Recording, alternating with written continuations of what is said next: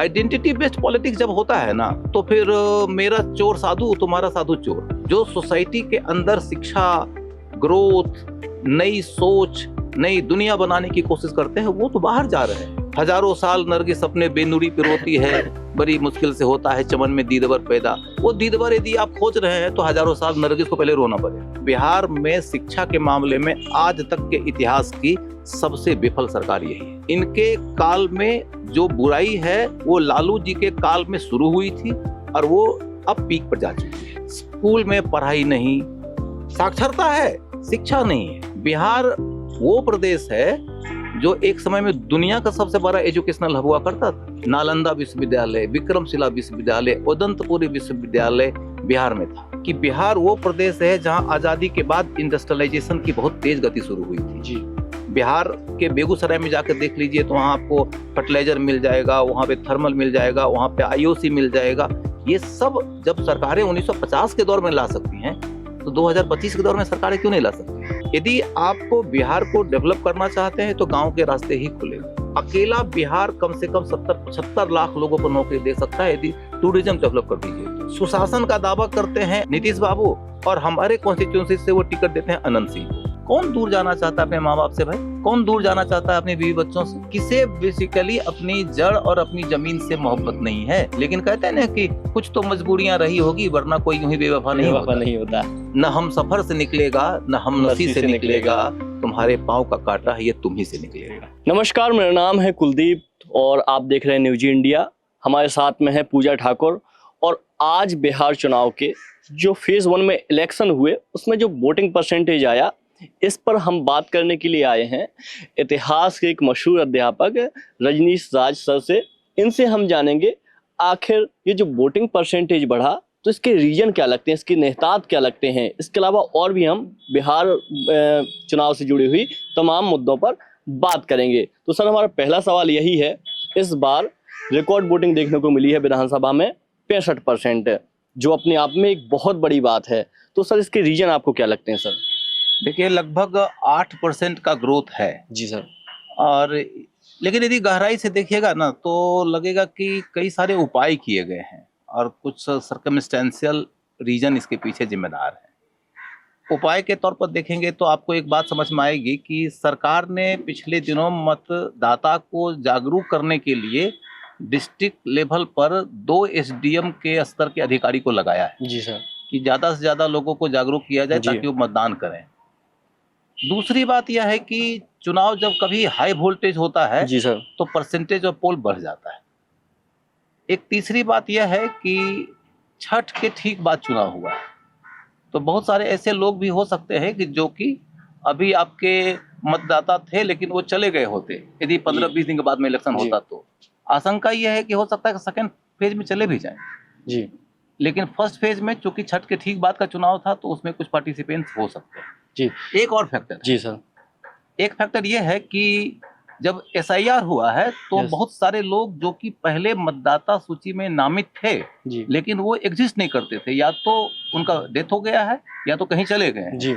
अब वो यदि मतदाता सूची में शामिल रहेंगे लेकिन वोट तो करेंगे नहीं तो परसेंटेज तो अपने आप नीचे गिरेगा। जी। अब चूंकि उसे ठीक कर दिया गया है तो परसेंटेज उस वजह से भी इनहांस हो गया है। एक SIR भी सर बता रहे हैं कि ये फैक्टर है।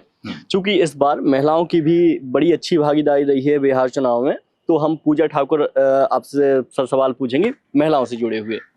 सर, जेना अहाँ बतैली कि अहाँ बिहार से छी तो हम अहाँ से जाने के चाहे छी। देखो, अपना एने के जो महिला, हमहूँ बिहार से छी, तो अपन एने के जो महिला सब एहि बेर देखियो रिकॉर्ड तोड़ वोट कलखिन। पुरुष के तुलना में 8% ज्यादा वोट कलखिन।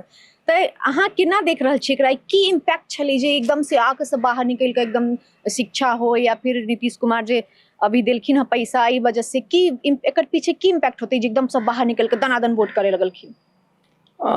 देखिए, यदि मैथिली तो मुझे बोलने आता नहीं है लेकिन मैं आपकी बात पूरी तौर पे समझ गया हूँ।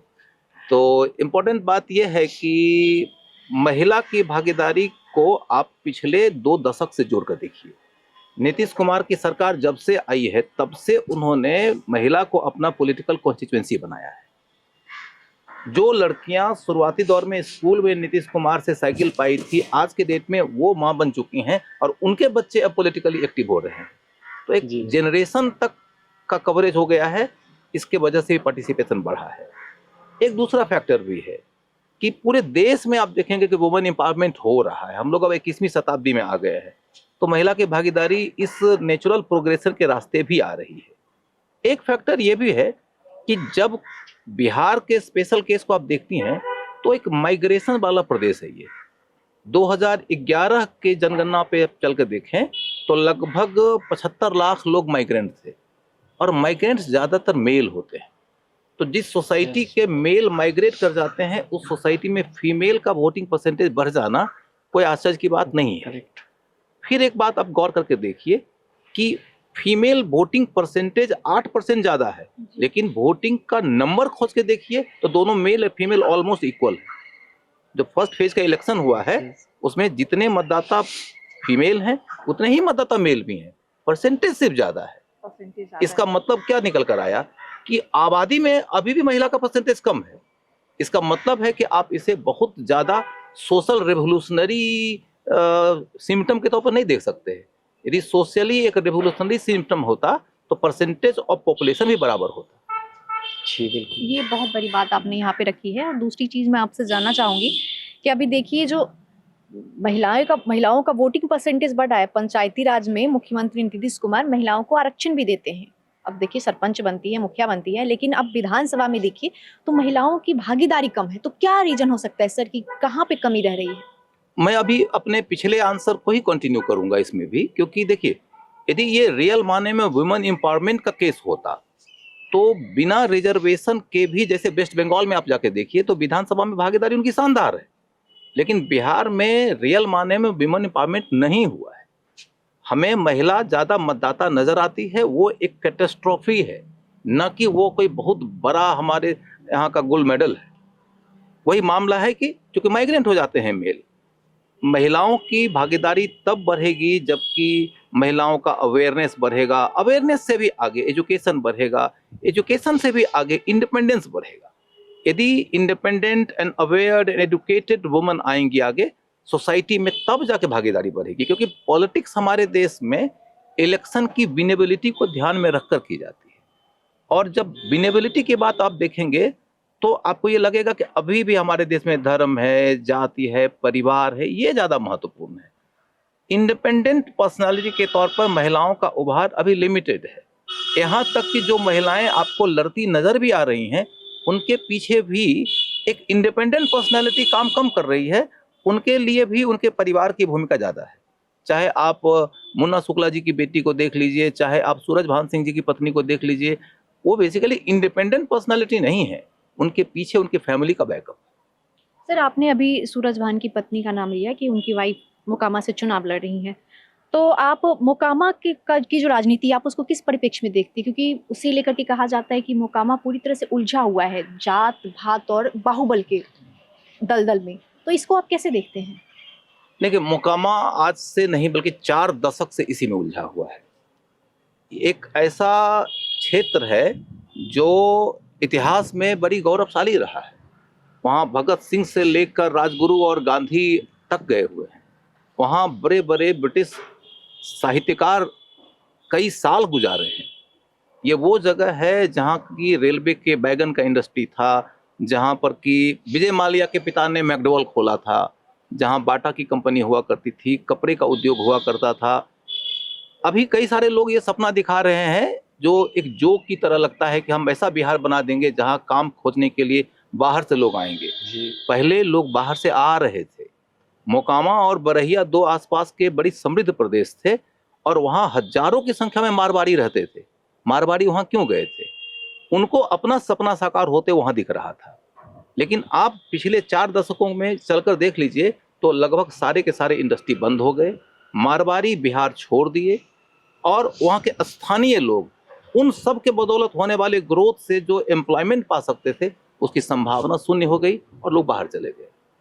जो बचे हुए लोग रह गए हैं उन लोगों के अंदर निराशा है, और निराशा होने के अतिरिक्त आइडेंटिटी बेस्ड पॉलिटिक्स है। आइडेंटिटी बेस्ड पॉलिटिक्स जब होता है ना तो फिर मेरा चोर साधु तुम्हारा साधु चोर, ये वाली बात हो जा रही है। आप यही कहना चाह रहे हैं कि मोकामा की जनता के पास विकल्प नहीं है, जो है आप उसी में से किसी एक को चुन लो?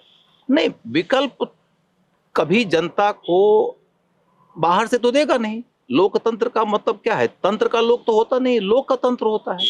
लोगों के अंदर अवेयरनेस नहीं है, क्योंकि जिन लोगों के माध्यम से बेसिकली सोसाइटी बदलता है उसका एक बड़ा चंक अपने इलाके को छोड़कर बाहर जा चुका है। जो सोसाइटी के अंदर शिक्षा, ग्रोथ, नई सोच, नई दुनिया बनाने की कोशिश करते हैं वो तो बाहर जा रहे हैं। जो बच गए लोग हैं वो लोग बेसिकली अपने हित और हित को साधने वाले अपने लीडरशिप के बीच में संबंध बनाने में कामयाब नहीं। बाहर के लोग यदि आपको अपराधी प्रतिनिधि दे रहा है तो उनके दिमाग में बस एक बात है, पॉलिटिकल विनेबिलिटी, लेकिन हम ही तो जिता रहे हैं।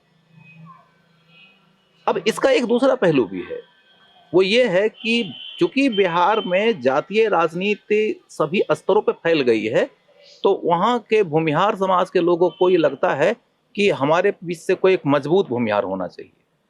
मजबूत भूमिहार की उनकी चाहत बड़ी इनोसेंट किस्म की चाहत है, जिस चाहत के चक्कर में उन्होंने ऐसे आदमी को मजबूत समझ लिया है जो कभी मजबूत नहीं हो सकते, क्योंकि वो मजबूत होते हैं आम लोगों के लिए। सत्ता तो उनको गिरबान पकड़ के अपने बस में रखती है। जी बिल्कुल सर। मेरा एक सवाल आपसे और है कि जो बिहार की जो वर्तमान सरकार है नीतीश कुमार, वो कहते हैं कि हमने शिक्षा के क्षेत्र में काफ़ी काम किया है, लेकिन आप देखिए जो स्टूडेंट्स प्रोटेस्ट कभी ना कभी होता ही बराबर होता रहता है, तो वो कहते हैं कि डिग्री टाइम पे नहीं मिलती। उनका एक आरोप ये भी रहता है। तो जो वर्तमान सरकार है वो शिक्षा के क्षेत्र में जो काम करे उसको आप कैसे देखते हैं, क्या सफिशियंट है वो? देखिए, वर्तमान सरकार जो है वो शिक्षा के क्षेत्र में काम करने के नाम पर क्या करती है? टोकेनिज्म करती है।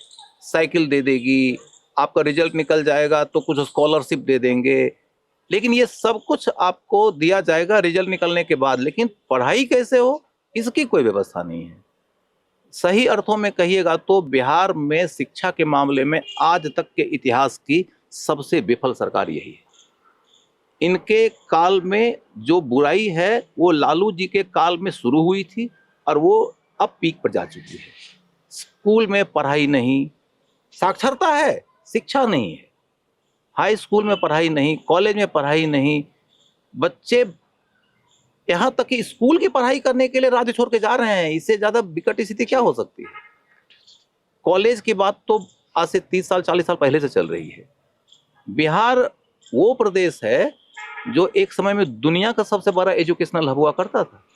नालंदा विश्वविद्यालय, विक्रमशिला विश्वविद्यालय, उदंतपुरी विश्वविद्यालय बिहार में था।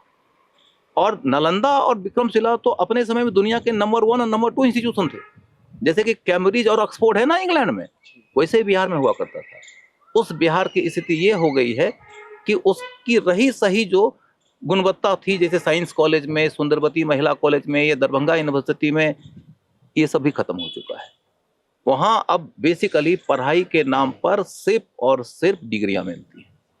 सर आपका ये देख सकते हैं कि आपकी नाखुशी है आमतौर पर करंट सरकार से। तो चूंकि आप एक शिक्षक हैं, सिविल सर्विस के शिक्षक हैं, तो आपके हिसाब से विकास मॉडल क्या हो सकता है बिहार का आज की परिस्थितियों के हिसाब से? देखिए, बिहार एक ऐसा प्रदेश है जिस प्रदेश में लगभग 14 करोड़ की आबादी है जी, और उस 14 करोड़ की आबादी में यदि आप एरिया खोजें तो एरिया कम है, सघन बसाव का इलाका है, बाढ़ग्रस्त इलाका है, एग्रेरियन इकोनॉमी है। तो आप ऑल ऑफ अ सडन यदि सोचेंगे कि बहुत बड़ा इंडस्ट्रियलाइजेशन आ जाएगा तो ये तो नहीं पॉसिबल है। लेकिन फिर भी आपको एक बात ध्यान रखना पड़ेगा कि बिहार वो प्रदेश है जहां आज़ादी के बाद इंडस्ट्रियलाइजेशन की बहुत तेज गति शुरू हुई थी। जी, बिहार के बेगूसराय में जाकर देख लीजिए तो वहाँ आपको फर्टिलाइजर मिल जाएगा, वहाँ पे थर्मल मिल जाएगा, वहाँ पे आईओसी मिल जाएगा। ये सब जब सरकारें 1950 के दौर में ला सकती हैं तो 2025 के दौर में सरकारें क्यों नहीं ला सकती हैं? दूसरी बात यह है कि बहुत पहले कलाम साहब ने एक पूरा का कॉन्सेप्ट दिया था कि providing urban amenities in the rural areas, कि आप यदि पूरा वाले मॉडल को समझने की कोशिश करिए। नीतीश जी ने उस समय खूब इस बात की सराहना किया, लेकिन सराहना करके उसको ठंडे बस्ते में डाल दिया। यदि आपको बिहार को डेवलप करना चाहते हैं तो गांव के रास्ते ही खुलेंगे। तीसरी बात यह है कि बिहार के लोगों के पास में जो है उसी के बल पे तो विकसित करेंगे। सबसे ज्यादा खास चीज है उसका ह्यूमन रिसोर्स। आप ह्यूमन रिसोर्स को ही वेल ट्रेंड कर सकते हैं, वेल एजुकेट कर सकते हैं, उनको अपॉर्चून कर सकते हैं। यदि आपने इस तरीके के इंजीनियरिंग कॉलेजेस, मेडिकल के कॉलेजेस या मैनेजमेंट के कॉलेजेस खोला, टूरिज्म का कॉलेज खोला और वहाँ पर लोग बेहतरीन शिक्षा पाने का अवसर पाएंगे, तो वहाँ के लोग वहीं रुकेंगे, बाहर से भी लोग आएंगे। एक अगली बात यह है कि बिहार के अलग अलग रीजन के बहुत ही specific and splendid cultural legacy रहा है, लेकिन वो खो रहा है। आप राजस्थान चले जाइए, आप गुजरात चले जाइए, वहाँ के खाने के बारे में, वहाँ के कपड़ों के बारे में, वहाँ के लोकल शिल्प के बारे में आपको बहुत जानकारी मिलेगी। क्या बिहार इसमें कमज़ोर है? लेकिन बिहार के इन चीज़ों को उभार कर उसे एक प्रोडक्ट का रूप देना, उसे एक ब्रांड का रूप देना, उसकी मार्केटिंग करना, ये हो नहीं रहा है। बिहार वो जगह है जो टूरिज्म के लिए बहुत बड़ा हब हो सकता है। अकेला बिहार कम से कम 70-75 लाख लोगों को नौकरी दे सकता है यदि टूरिज्म डेवलप कर दीजिए तो, लेकिन हम इसे कर नहीं रहे। तो मोटे तौर पे यदि आप समझना चाहिएगा तो आपको ये बात समझ में आने को है कि बिहार के ग्रोथ के बारे में यदि सोचना चाहते हैं तो सबसे पहला काम यह है कि बिहार के लोगों को इस बात का यकीन हो जाना चाहिए कि अपराध नहीं होगा। जी। लेकिन हिंदुस्तान के किसी भी राज्य की तुलना में अपराध ज्यादा बिहार में होता है। एक शायद डेटा भी आया है सर आर्थिक सर्वेक्षण का, उसमें आया है 2023-24 का है कि 2013-14 में जो 3100 के आसपास में ऑपरेशनल कारखाने थे, वो जाके अभी 2022-23 में सिर्फ 2700 के आसपास बचे हैं। शायद उसका भी कारण रंगदारी टैक्स ही है, जिसके कारण लगातार बंद होते जा रहे हैं। मतलब आप ये समझिए कि आप किससे उम्मीद कर सकते हैं कि अपराध कम कर देंगे? जी। सुशासन का दावा करते हैं नीतीश बाबू, और हमारे कॉन्स्टिट्यूंसी से वो टिकट देते हैं अनंत सिंह को, और सामाजिक न्याय लाने की बातें करते हैं आरजेडी के लोग, और हमारे यहाँ से टिकट देते हैं वो सूरजभान सिंह की पत्नी को। जी। आप देखेंगे कि एक चर्चा पिछले दिनों खूब ज्यादा रही कि इस बार भूमिहार को बहुत टिकट दिया गया, लेकिन आप खोज के देखिए आपको उसमें 80% भूमिहार क्रिमिनल बैकग्राउंड के नजर आएंगे। क्या वो लाएंगे क्रांति? किसी की नीयत ही नहीं दिखती है कि रियल माने में वो सुशासन लाना चाहते हैं। लेकिन ये जरूरी शर्त है, नहीं तो बिहार के लोग बिहार छोड़ के भागते रहेंगे। दूसरी बात यह है कि बिहार की अधिकतम आबादी कृषकीय है, तो एग्रीकल्चर के क्षेत्र में आपको स्पेशल काम करना पड़ेगा। एग्रीकल्चर के ग्रोथ के अलावे उसके विपणन, उसके आधार पर होने वाले एग्रोबेस इंडस्ट्रीज, एग्रीकल्चरल प्रोडक्ट्स के स्टोरेज, इन सबों पे स्पेशल काम करना पड़ेगा। तीसरी बात यह कि बिहार के पास में यंग आबादी है और हम लोग अभी डेमोग्राफिक डिविडेंस के दौर में चल रहे हैं। तो डेमोग्राफिक डिविडेंस के दौर में चलने वाला बिहार, ऐसे टैलेंटेड युवकों वाला बिहार जो पूरे देश नहीं विश्व में जाकर अपना नाम और अपने देश, अपने राज्य का नाम गौरव से बढ़ा रहा है, उसको बिहार में मौका क्यों नहीं मिल रहा है? बिहार को इसी तरह के इंस्टीट्यूशन की जरूरत है कि जो उसके टैलेंट को निचोड़ सके और उसको आगे बढ़ने में सपोर्ट कर सके। अगला पॉइंट ये है कि बिहार के टूरिज्म को टैप करना पड़ेगा, और टूरिज्म को जैसे ही टैप करना चाहेंगे, नेचुरली बिहार का जो खाना है, बिहार के जो कपड़े हैं, बिहार का जो फोक म्यूजिक है, बिहार से संबंधित जो अन्य शिल्प है, वो भी अपने आप उसके साथ में उभर कर आ जाएंगे। और इन सब को करने के लिए इंफ्रास्ट्रक्चर चाहिए। इंफ्रास्ट्रक्चर पे काम हुआ है, इस बात से आप इनकार नहीं कर सकते। बिहार में भी इंफ्रास्ट्रक्चर अब नेक्स्ट लेवल का दिख रहा है, लेकिन अकेले इंफ्रास्ट्रक्चर से क्या होगा? सड़कों के ऊपर दौड़ना तो नहीं है ना।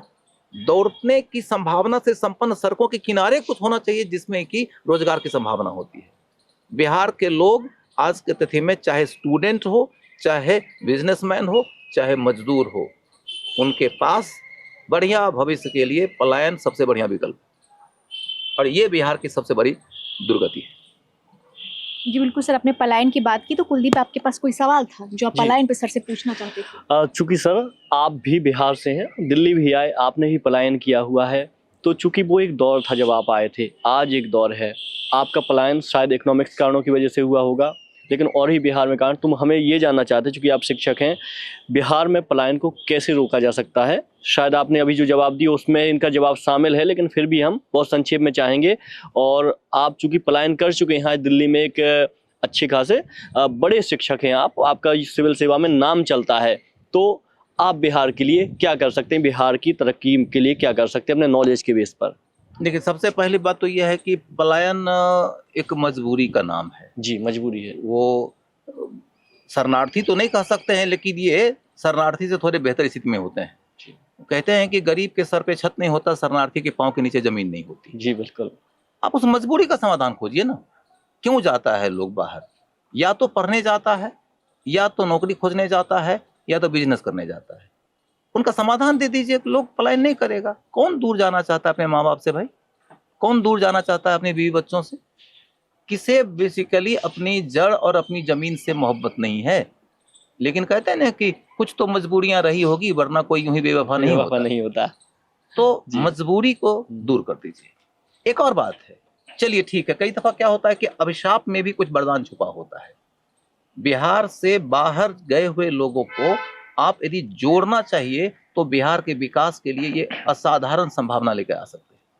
जैसे हिंदुस्तान भर के लोग ये सोचते हैं कि एनआरआई के माध्यम से या पीआईओ के माध्यम से जी। हम हिंदुस्तान के विकास की सोचेंगे, तो क्यों नहीं आप बिहार के विकास के लिए सोचते हैं? बिहार के बाहर रहने वाले लोगों के सहयोग से तैयार हैं लोग सपोर्ट करने के लिए। करेक्ट। हजारों हजार लोगों से मेरी बात हुई है, जी। तैयार हैं लोग।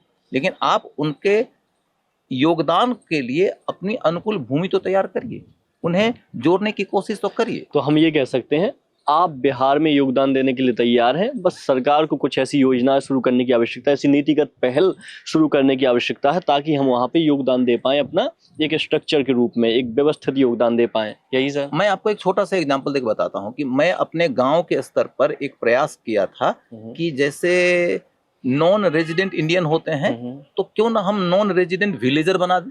करेक्ट। और गांव से बाहर जा चुके लोगों को मैंने जब जोड़ने की कोशिश किया तो लगभग 150 के आसपास लोग जुड़े, जो बाहर जाके या तो बहुत अच्छा कर रहे हैं या मध्यम स्तर पे कर रहे हैं, लेकिन कुछ कर रहे हैं। और उन सब लोगों ने उत्साह दिखाया। मेरा एक सीधा सवाल है लोगों से कि जब तुम गांव जाते हो तो तुम कहाँ जाते हो? मेरे बहुत बुजुर्ग आदमी थे, बहुत अच्छी नौकरी करते थे, रिटायर हो चुके जी थे। सर। वो मुझसे मिले, उन्होंने पूछा कि तुम्हारा विजन क्या है? मैंने पूछा कि आप गांव जाते हैं कि घर जाते हैं? तो वो बहुत सन्नाटे में आ गए। उन्होंने कहा यार सही में मैं तो आज तक कहता रहता था कि गांव जाता हूं, लेकिन मैं तो घर आता हूं। सच में बहुत बड़ा गांव सवाल है। टूट गया है। आप यदि चाहे तो गांव को फिर से ऑर्गेनाइज कर सकते हैं, लोगों को गांव से जोड़ सकते हैं। लोग जाते भी है तो घर तक जाते हैं, और घर में कितना दिन रहेगा? एक जी। दिन 2 दिन बस, उसके जी। बाद में फिर उनको मजा नहीं आने लगता है। जी। तो बहुत कुछ किया जा सकता है, और इनके एजुकेशन का, इनके फाइनेंशियल एबिलिटीज का, इनके विजन का, इनकी एनर्जी का, ऑप्टिमिज्म का, और ऊपर से एक खास बात, लड़कियों के विकास कर सकने का जो पूरा का पूरा अपॉर्चुनिटी है, उनका इस्तेमाल करिए। जी। क्योंकि जो बाहर गए हैं उनकी लड़कियां भी तो कमाल कर रही हैं। तो लड़के हों या लड़कियां हों, सब कमाल कर रहे हैं। आप उनको जोड़ लीजिए, वो इन्वेस्ट भी कर देंगे, वो इनर्जाइज भी कर देंगे, ऑप्टिमाइज भी कर देंगे। वो आपके लोगों में इस बात का यकीन जगा देंगे कि बिहार एक बार फिर से नंबर 1 हो सकता है। जी। एक आपका सर शुरुआती में, चूंकि आप बिहार से हो, आईएएस के टीचर हैं, तो अभी हम एक सवाल बस जानना चाहते हैं कि बिहार के चुनाव से हट के थोड़ा सा, क्या अभी भी बिहार आईएएस आईपीएस की फैक्ट्री है? एक जमाने में कहा जाता था, ये सच है क्या सर अभी? देखिए, फैक्ट्री की बात यदि कहिएगा तो नंबर 1 तो यह है कि डोमिनेंस तो पहले जैसा नहीं रहा है, कुछ घटा तो जरूर है। लेकिन सबसे ज्यादा इंपॉर्टेंट बात यह है कि यदि बच्चे पास भी कर रहे हैं तो क्या वो बिहार के स्कूल कॉलेज से पढ़ के पास कर रहे हैं? ये बात, ये सवाल है, बहुत इंपॉर्टेंट सवाल है। यदि बिहार के स्कूल कॉलेज से पढ़ के पास नहीं कर रहे हैं तो आप बिहार को ऐसे ही फैक्ट्री कह दीजिएगा तो बात नहीं चलेगी। एक और बात है कि आखिर बिहार की भागीदारी घट क्यों रही है? पढ़ाने वाले हम जैसे लोग हैं जी। और भी बहुत सारे शानदार टीचर्स हैं। जी बिल्कुल। मैंने ये देखा है कि मैं पढ़ा रहा हूँ 2002 से, जी। दिन ब दिन वहां से आने वाले बच्चे जो हैं, उनकी 3 कमजोरियां आपको सरेआम दिखाई देगी। नंबर 1, यदि वो हिंदी भाषी हैं और हिंदी मीडियम के हैं, उनकी हिंदी बहुत ही खराब हो गई। जी बिल्कुल सर। नंबर 2, उनका एप्लीकेशनल विजडम बहुत ही नीचे के लेवल का है। नंबर 3, किताबें नहीं पढ़ते, नोट्स पढ़ते हैं, गाइड पढ़ते हैं। ऐसा क्यों? क्योंकि उनको स्कूल से बेहतर शिक्षा देने की कोशिश नहीं हुई है। बचपन से उनको शिक्षा के विभिन्न विषयों से, भाषा से, तर्क से बांधा नहीं गया है। उन्होंने बस किसी तरीके से डिग्री ले लिया है। अब यूपीएससी तो कॉम्प्रोमाइज करेगी नहीं, वो अनुकंपा पे तो सिलेक्शन देगी नहीं सर उसका अपना एक क्लास है जी और उसके क्लास के लेवल के क्वेश्चंस जब उनके सामने में आते हैं तो चारे खाना चित हो जाते हैं। टीचर पढ़ाना भी चाहता है ना, तो टीचर के अंतर्गत अब यूट्यूबर ही टीचर हो जाते हैं, क्योंकि उन्हें तो बेसिकली कॉमेडी करना है, जी उन्हें चुटकुले सुनाने हैं, चुटकुला सुनाते हैं, बेसिक बेसिक बातें बताते हैं। जिन्हें कुछ नहीं आता है उन्हें लगता है कि अरे हम तो एजुकेटेड हो गए, हम तो एम्पावर्ड हो गए, लेकिन यूपीएससी नेक्स्ट लेवल पे है। जी तो पता चला कि आप सरफेस चैट लेवल पे रह जीपीटी फेल जाते हो हो। गया है हाँ, उसमें। आप चैट जीपीटी फेल हो गया, पीटी नहीं चैट पास करवाया, जीपीटी पीटी पास नहीं कर पाया तो था, आप ये देखा था सोचो हमने। कि नेक्स्ट लेवल का एग्जाम है वो। जी उस एग्जाम में बिहार के लोग, यहाँ तक कि यूपी के लोगों के बारे में भी बोलूंगा, लोग जी पिछड़ इसीलिए रहे हैं क्योंकि उनको 12 वर्षों के स्कूल और 3 से 5 वर्षों के कॉलेज में जो मिलना चाहिए वो नहीं मिलेगा, तो कोचिंग वाला अकेले कितना दे देगा। आपने सर शुरुआत में जदयू और आरजेडी की कमियां गिनाई कि दोनों के पास ही अपने आप में समस्याएं हैं, तो क्या हम ये कह सकते हैं कि तीसरा रास्ता जनसुराज की तरफ खुलता है, ये कह सकते हैं क्या? देखिए, जनसुराज एक विकल्प है, ठीक है, विकल्प के रूप में आने का स्वागत है, लेकिन आपको ये समझना पड़ेगा कि राजनीति सिर्फ और सिर्फ आपके वादे से नहीं चलती है। वादों के बाजार के ऊपर यकीन कर लिया जाए तो 3 करोड़ की नौकरियां भी हैं, तो ये आसान बात नहीं है। जी प्रशांत किशोर जी की बात में आपको एक खासियत नजर आएगी। अभी के दिन बिहार में सबसे कन्विंसिंग ओरेटर वही है, जी लोगों को अपील कर रहे हैं वो, जी लेकिन एक व्यक्ति के रूप में अपील कर रहे हैं। उनके पास में ऑर्गेनाइजेशन कहाँ है। दूसरी बात यह है कि प्रशांत किशोर जी ने जितने लोगों को टिकट दिया उनको उनके कॉन्स्टिट्यूएंसी में कौन जानता है। आप कह देंगे कि ये डॉक्टर साहब हैं, इंजीनियर साहब हैं, प्रोफेसर साहब, इनको वोट दे दो, तो लोकतंत्र इतना आसान तरीके से रिस्पॉन्ड नहीं करता है। शायद एक सच्चाई ये भी है कि बिहार में जाति फैक्टर स्पेशली है, शायद इसमें भी कभी अंतर पड़ सकता है। जो भी सोसाइटी आइडेंटिटी बेस्ड पॉलिटिक्स करता है उस सोसाइटी में किसी नए आदमी को एक्सेप्ट करना इतना आसान नहीं है, भले ही चाहे वो कितना विद्वान हो। और बात बताना चाहूंगा, एक ये है क्या कि प्रशांत किशोर जैसे प्रयोग को समय तो लगेगा ना जी। आप आएंगे, वो गांव में कहावत है पकले पुड़ी पर लक्ष्मी नारायण, ये तो नहीं हो सकता जी। आपको 10 साल तक संघर्ष करना पड़ेगा जी। तब जाके आपकी विश्वसनीयता बनेगी। राजनीति में सबसे अहम बात यह है कि आपकी ऑफरिंग की क्रेडिबिलिटी होनी चाहिए। अभी तक प्रशांत जी की क्या क्रेडिबिलिटी है, बस इतना कि बहुत इंटेलिजेंट आदमी, इंटेलिजेंट है, करेक्ट। इसके अलावे ये कि कभी वो मोदी जी के साथ होते हैं, कभी राहुल जी के साथ में होते हैं, कभी नीतीश जी के साथ में होते हैं, कभी वो लालू जी के साथ में होते हैं, तो किसके साथ नहीं होते हैं वो। तो आप जिसके साथ होते हैं आज आप उसी को गाली देते हैं, तो आप कल को क्या करेंगे इस वादे पर यकीन करना इतना आसान काम थोड़े है। नहीं ऐसा आसान, आपको अपनी एड़ियां रगड़नी पड़ेगी 10-12 वर्षों तक जी। दूसरी बात है कि आपको रियल माने में एक ऑर्गेनाइजेशन बनाना पड़ेगा। Prashant Kishor one man show हैं, अभी वन मैन शो से पार्टी नहीं चलती है। आपको रियल ऑर्गेनाइजेशन बनाना पड़ेगा जिसमें आपके अलावे और लोग होंगे, उनके अंदर ये भी संभावना होनी चाहिए कि कल को हम प्रशांत किशोर को भी रिप्लेस कर सकते हैं जी। और वो रियल बात होनी चाहिए, ये नहीं कि आपके स्टेटमेंट दिखना चाहिए सर। और 10-12 वर्षों के दौरान आपको अलग अलग कॉन्स्टिट्यूएंसीज के अंदर जाके रियल मुद्दों पे आंदोलन करना पड़ेगा। सिर्फ और सिर्फ टीवी स्टूडियो से बात नहीं बनेगी, आंदोलन करना पड़ेगा, तब जाकर देखेंगे। शायद पूजा का एक और सवाल है, ये सवाल पूजा के लेने के बाद एक अंतिम सवाल पूछेंगे सर, इसके बाद खत्म करेंगे आज का इंटरव्यू। सर आपने जदयू के बारे में अपनी राय रखी, प्रशांत किशोर को लेकर के, और लालू यादव के जो बेटे तेजस्वी यादव लड़ रहे हैं, तो सबके बारे में हमने आपकी राय जानी। आप मुझे ये बताइए कि जिस तरह से बता रहे हैं, तो फिर बिहार का भविष्य कौन नेता संवार सकता है, कैसे संवरेगा बिहार का भविष्य? एक शेर है कि न हम सफर से निकलेगा न हम नसी से निकलेगा, तुम्हारे पांव का कांटा है ये तुम ही से निकलेगा। जी। लोकतंत्र में हमेशा याद रखिए, तंत्र लोक का मुकद्दर बदल दे, ये रेयर केस में होता है, ये आदर्शवादी राजनीति में होता है कि कोई गांधी आएगा, कोई नेहरू आएगा, कोई पटेल आएगा, कोई सुभाष आएगा, कोई भगत सिंह आएगा, ये रियल पॉलिटिक्स के जमाने में होता नहीं है। आपको अपने समाज के बीच से, अपने अवेयरनेस के बल पे, अपनी सक्रियता के बल पे, अपने संघर्ष के बल पर अपने सपने को साकार करने के लिए प्रयास करना पड़ेगा, और नहीं करेंगे तो उम्मीदों का कारवां यूं ही लुटता रहेगा। आप देखता है कि हजारों साल नरगिस अपने बेनुरी पे रोती है, बड़ी मुश्किल से होता है चमन में दीदवर पैदा। वो दीदवर यदि आप खोज रहे हैं तो हजारों साल नरगिस को पहले रोना पड़ेगा। अभी मुझे कोई उम्मीद नहीं दिखाई देती है कि कोई बाहर से आदमी आएगा बिहार का मुकद्दर बदल देगा। लोकतंत्र लोक को अधिकार देता है तो लोक को दायित्व भी तो देता है। जी। आपका अधिकार है कि आप अपना मुकद्दर बना सकते हैं, तो आपके पास दायित्व है कि मुकद्दर बनाने के लिए प्रयास करिए। यदि मुकद्दर बनाने का प्रयास नहीं करेंगे तो लोकतंत्र के बारे में इसके आलोचकों ने कहा था कि यह दुनिया का सबसे बेकार सिस्टम बन जाता है तब जबकि ये अपने बीच में से सबसे नालायक आदमी को चुनता है, उसको सत्ता दे देता है और 5 साल तक उसको गाली देता है और 5 साल के बाद में एक दूसरे नालायक को चुन लेता है। आपके बीच में से लायक आदमी के चयन की जिम्मेदारी आप ही की है।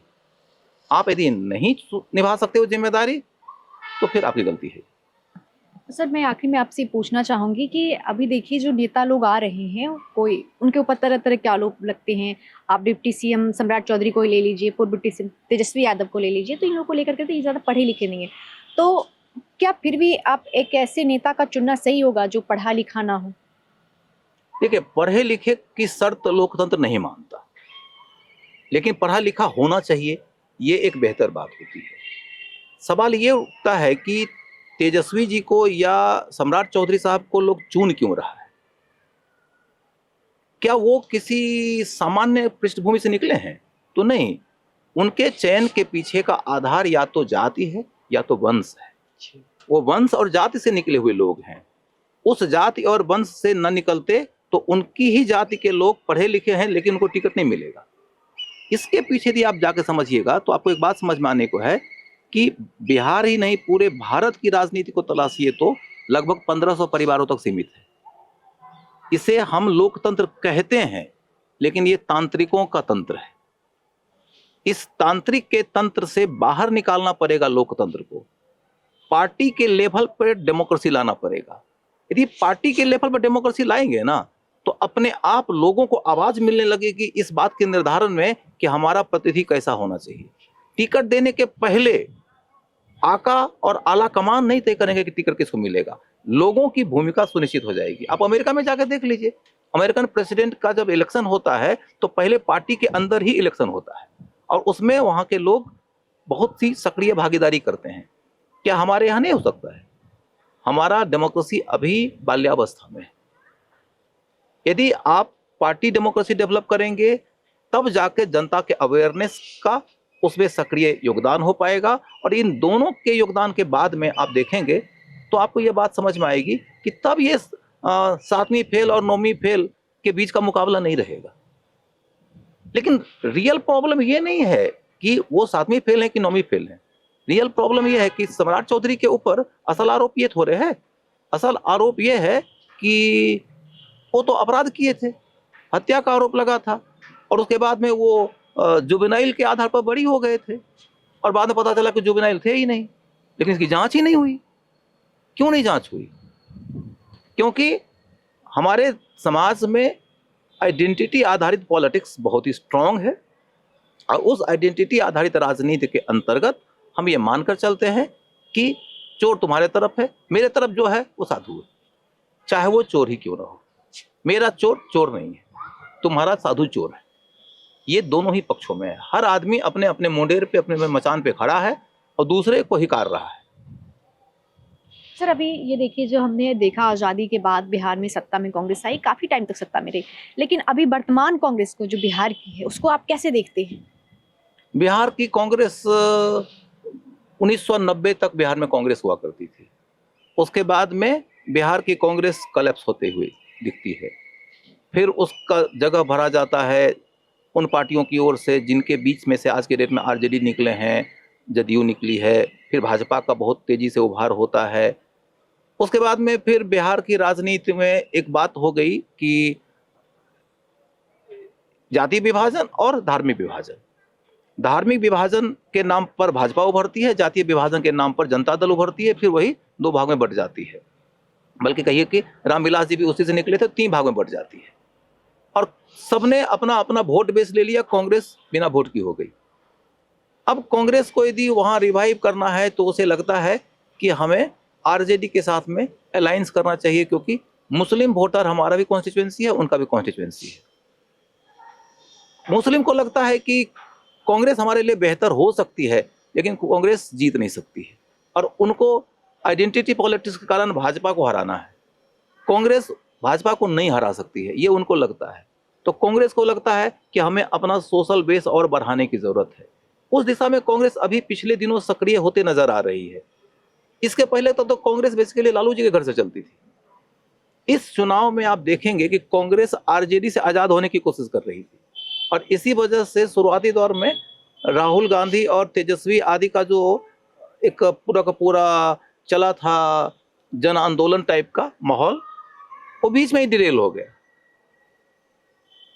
अभी आपको ये समझना पड़ेगा कि कांग्रेस उस नवजात शिशु की तरह है बिहार में, जो पहली दफा कई दशक के बाद अपने पांव पे खड़ा होने की कोशिश कर रही है।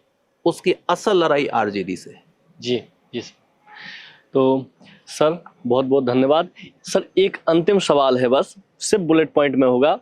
अगर 14 तारीख को सरकार बन जाती है, सरकार किसी की बने, जनता की सरकार होगी, तो उस जनता की सरकार को सबसे बुनियादी मुद्दे 5 सवाल जो तुरंत करने चाहिए बिहार के लिए, वो क्या हो सकते हैं सर? जो 5 पॉइंट, 5 कदम तुरंत उठाने चाहिए सरकार को, बहुत सूक्ष्म है सर। सबसे पहली बात तो यह है कि सरकार जैसी चल रही वैसे ही चलती रहेगी। जी सर। मुझे कोई उम्मीद खास दिखती नहीं है।